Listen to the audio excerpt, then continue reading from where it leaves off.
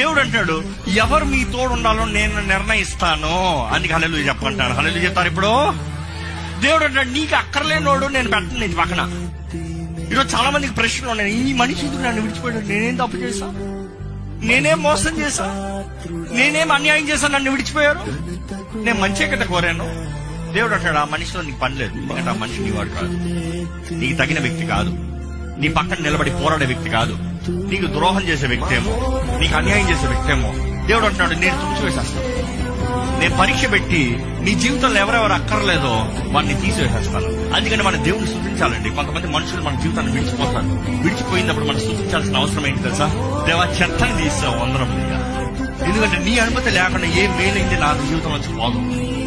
నీ అనుమతి లేనిది ఏ మంచి వ్యక్తి సహాయకుడు నా జీవితం నుంచి పోవడం.